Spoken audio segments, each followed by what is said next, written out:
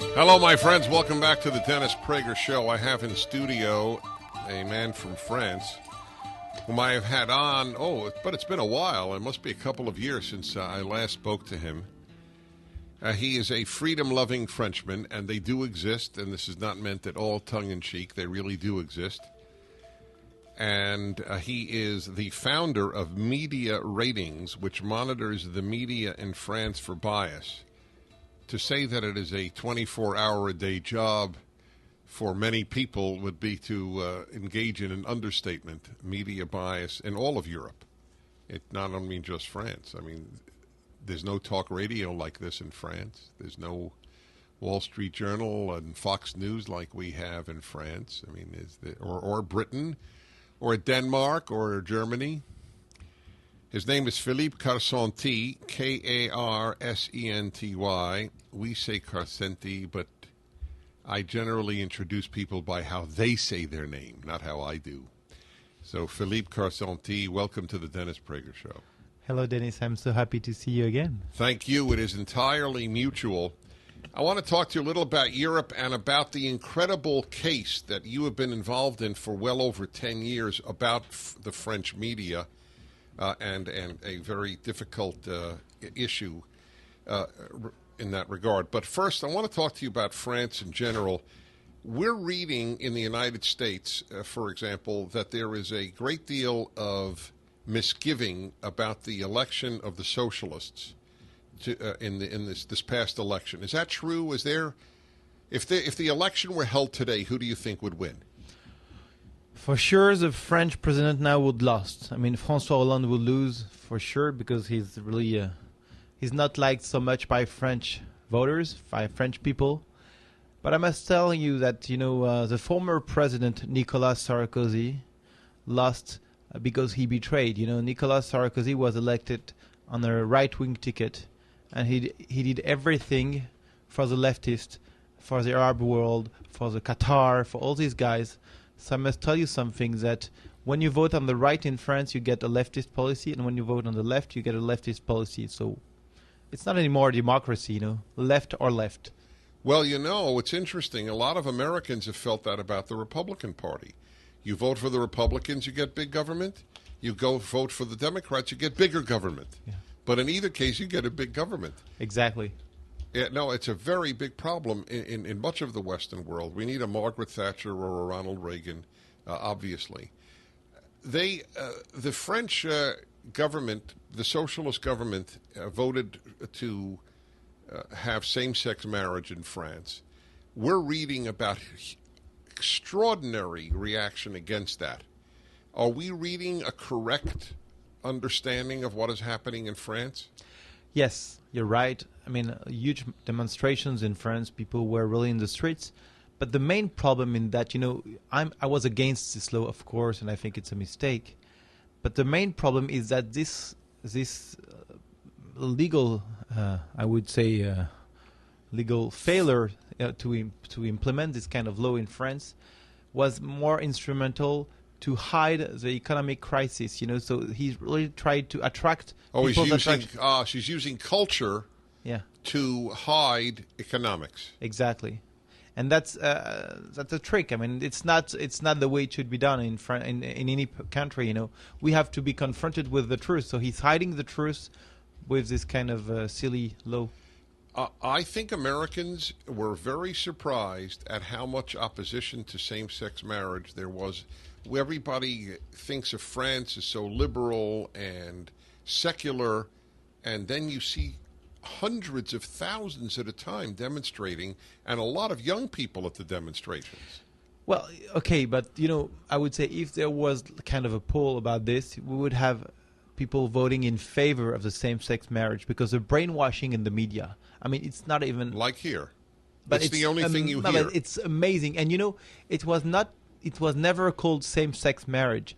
It was called mariage pour tous, which means... Marriage for everybody. Yeah, marriage just like here, it's marriage for equality. Yeah, but I want to say something. The question is not marriage for everybody. I'm okay for marriage for everybody. Is with who? It's not with. I mean, I'm okay that Right. you get married. Like, everybody Right. can be married, but with who are you going to be married? And the main problem is that, and I'm telling you something about Islam because we reach something. You know, the radical Islamists were silent on that, and why? Because the next step will be polygamy. You know, if you're able, and here That's pour tous. Yeah. Exactly, for everybody. yeah, because if you have the right to marry, if a man has the right to marry a man, why does a man doesn't have the right to marry 2 women, 3 women? Well, 4 we women? have increasingly people on the left here admitting they have no argument against polygamy.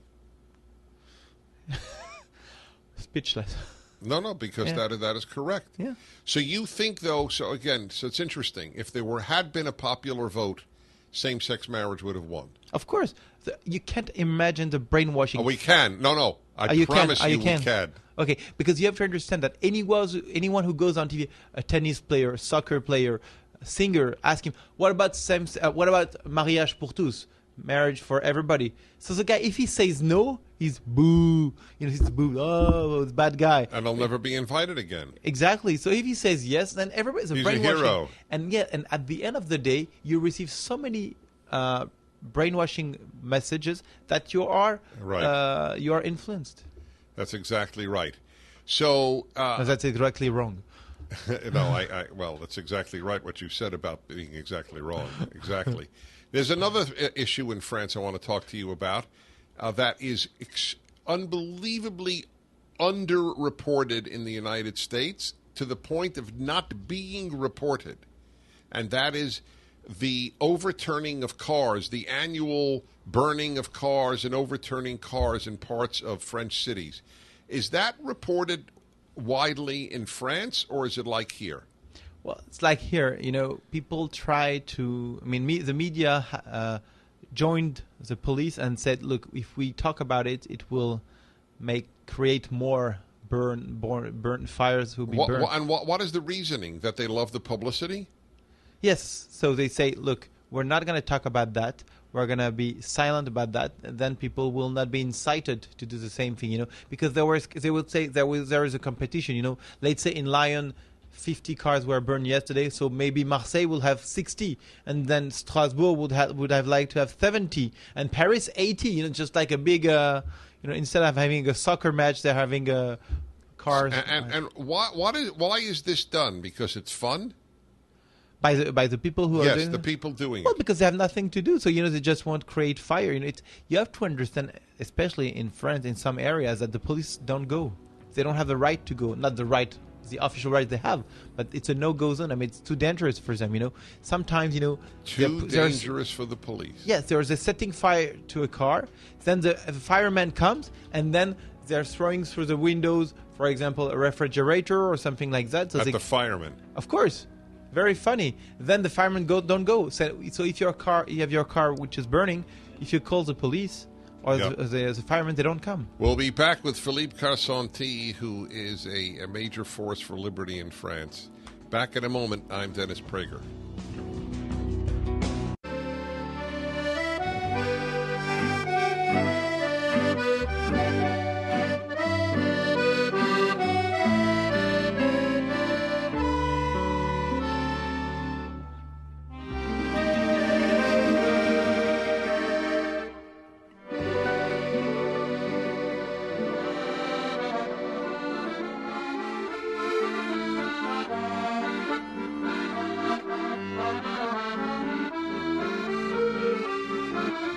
In honor of my French guest. I'm sorry, but you should put more Arabic music in the recording. Oh, you're right. I understand. We'll do that next. That's fun. I happen to be one of the few Westerners who loves Arab music, so I'm totally cool Me with too, it. of course. But You just too? that, if you want to No, I know, stick to but French culture now, yes, I understand. Oriental music and a woman dancing on the table.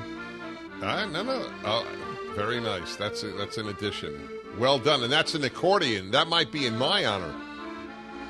Hello, everybody. Dennis Prager here. Philippe Karsenty. By the way, we'll be speaking in Denver tomorrow, so you, my listeners in Denver, should know about that at the BMH BJ Synagogue on South Monaco Parkway.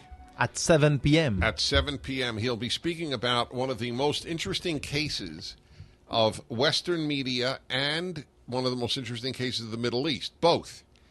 He has been the man behind the entire effort to prove that French television, radio television, has a long.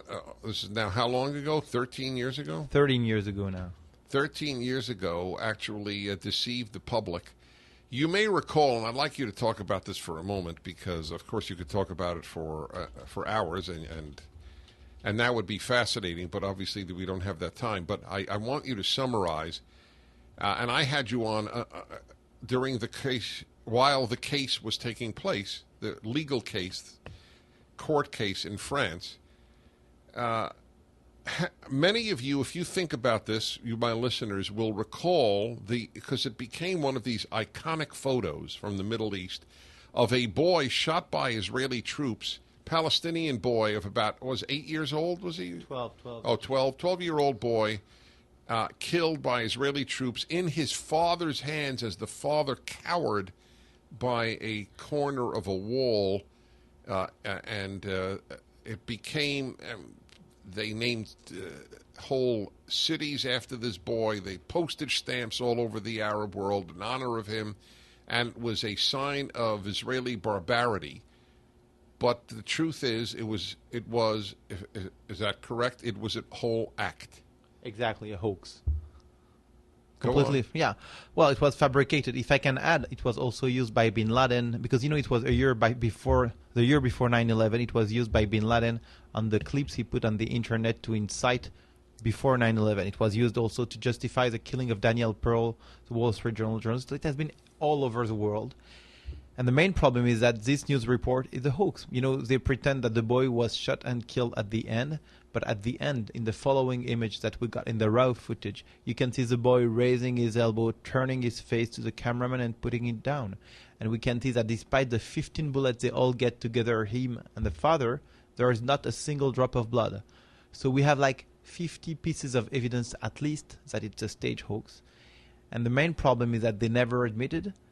In order to have in order to have a debate with them, had to provoke them. Them meaning the French TV. Yeah, the French TV, the French public TV, the state-owned TV.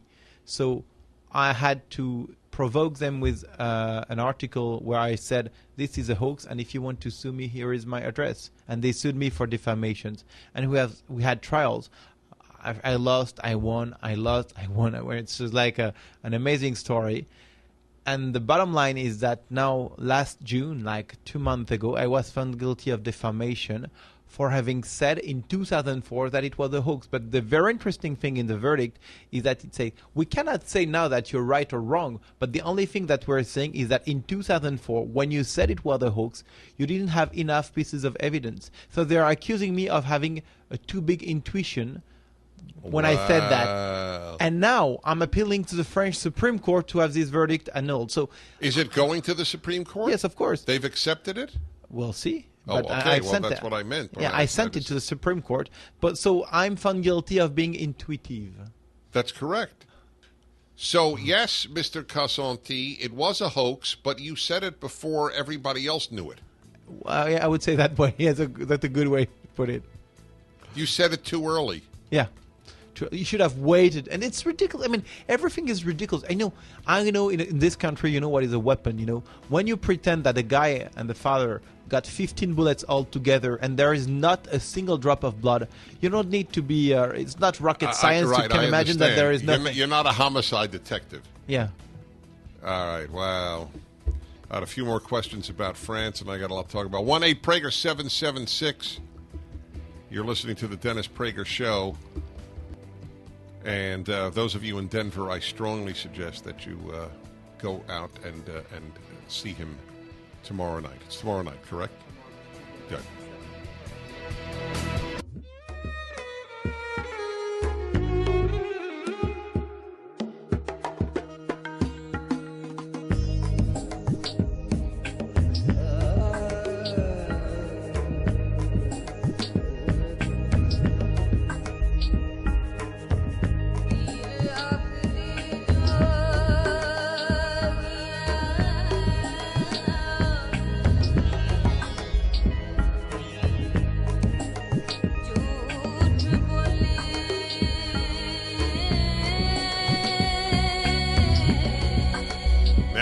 feels back at home in France.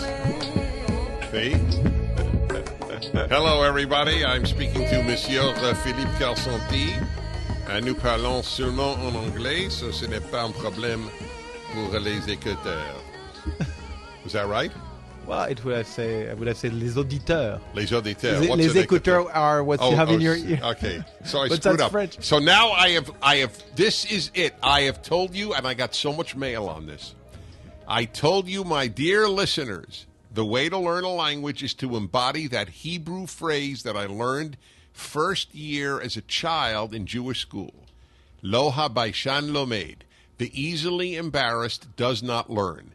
And I embraced that, and that's how I learned all these languages. Because I just made a totally stupid error in calling you, instead of listeners, earphones, which is hilarious. And I don't give a damn.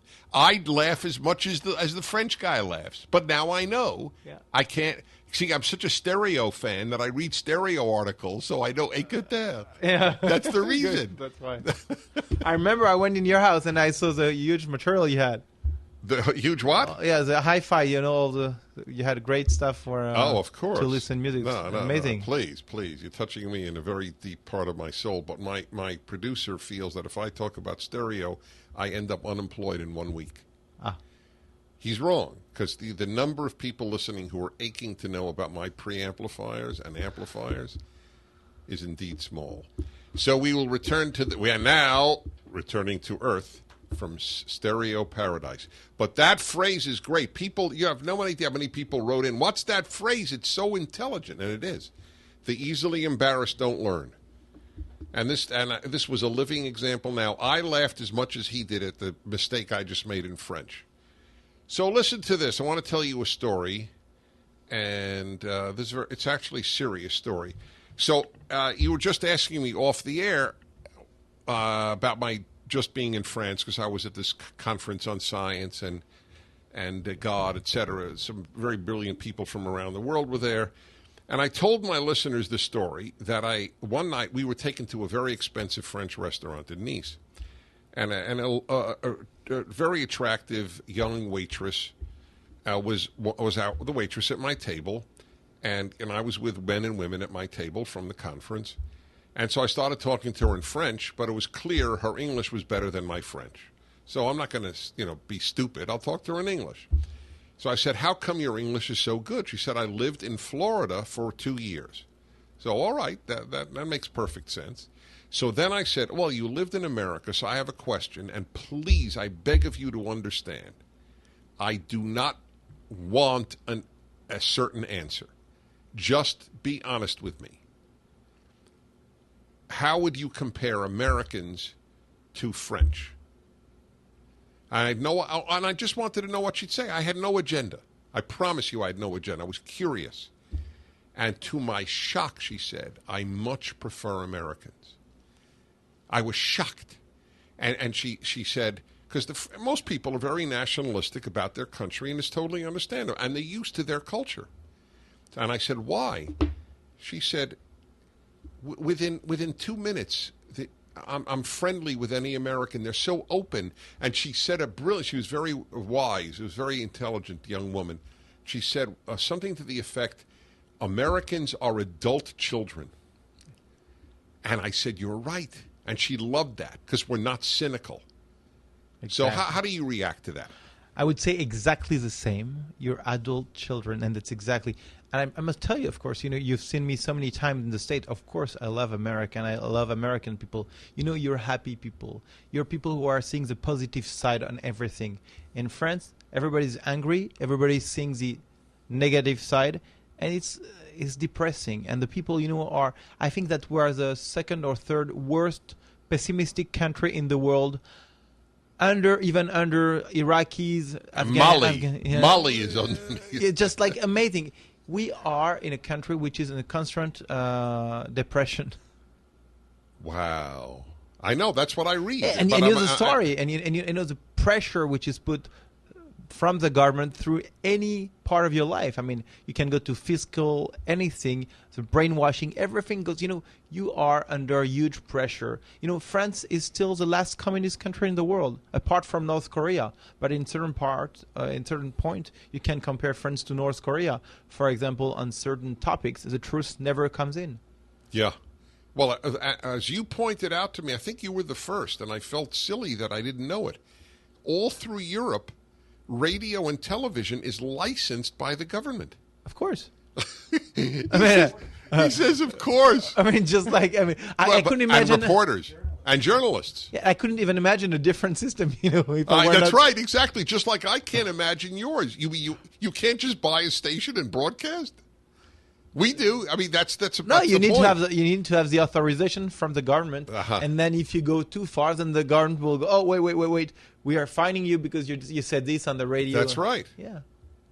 We don't realize. Americans don't realize. And I can tell you, even for example, private TV stations are linked to companies which have big contracts with the government. So, for example, largest French TV, which is TF1, belongs to the government, but the company is also a construction company. They are building roads and streets or whatever for the state. So they will never alienate their relationship with the state, because otherwise they will lose their contracts. So we hear here in America about the richest French that are just leaving France now that François Hollande has really done what he promised he would do, 90% tax rate. Well, I don't say that even not only the richest, but some people who are just a little wealthy are leaving France. But it's not only because of François Hollande, it's also because of Nicolas Sarkozy. Nicolas Sarkozy created taxes. And then when François Hollande came to the power, he's a leftist, so he had to put some more tax to justify the fact that he was elected by communists. Well, that's right. We don't know what we have here, but it's in jeopardy here, folks, because a lot of Americans think France has it better. That's the point. That's why I need you to contribute to Prager University. August is fundraising month. We are undoing that 5 minutes at a time. Back in a moment.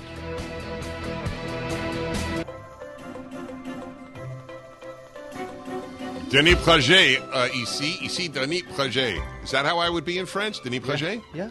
All right. But no, I'm sorry. You won't be in France because Denis Prager cannot be aired in France. It's forbidden. No, but yeah, you're right, but it's forbidden. In the next life. In the next life. Or after the French Revolution. After the true French Revolution. Yeah. That is correct. I'm speaking to Philippe Karsenty, a freedom lover, and he is. That's what he is. And he's somewhat of an aberration in France. And it's been fascinating to talk to you. He's speaking tomorrow night in Denver, and one of our listeners in Denver is actually affiliated with that event. Is it Lana in Denver? Yes, it is. Hi. Hi there. Hello, Philippe. How are you, my friend? Fine, very good. I'm so happy to hear you, my friend Lana. We're going to have a lot of fun tomorrow and very interesting event. Yes, it will be wonderful. I was just able to tune in about 10 minutes ago because I'm still working on the event. And that's not a good excuse. I'm sorry. It's not. You should have been listening the entire time. Oh, okay. My priorities were back. Right, exactly. But in this case, we excuse you. Anyway, so tell us where he's going to be because we don't have much time. Yes, he will be at the BMH-BJ Synagogue, which is located at 560 South Monaco Parkway at 7 o'clock tomorrow evening. That's Tuesday. And if anyone wants more details or if they want to talk to me about Philippe, they can call me at 303-888-8490. I'd love to talk to them. Right. Or is there a website? Or just go to the synagogue. Just show up at the synagogue. Very good. All right, and give the phone number one more time. 303 888 8490. Okay, thank you, and thank you for having him. Thank you, Lana. Very quickly, you have a foundation there, and we're very happy to publicize it. What is it? Yeah, well, for my legal case, for this legal battle, I really need to raise funds. So we're using now the Middle East Forum, which is the Daniel Pipes organization, the Middle East Forum. And when people send funds to the Middle East Forum and mentioning that it's from me, for my name, Philippe Karsenty, it helps me to cover most of the expenses. Yes, he needs help. He's been battling against the French national TV for over a decade, and he turns out to be right. But they have unlimited funds, and he doesn't. So at the Middle East Forum and to stipulate Philippe Karsenty. All right, thank you, Philippe, and it's a joy, really a joy, always a joy to be with you. Thank you very, very much. And we didn't even have time to let everybody know how much Philippe has enjoyed Prager University. He was telling us he did the French subtitles on one of them,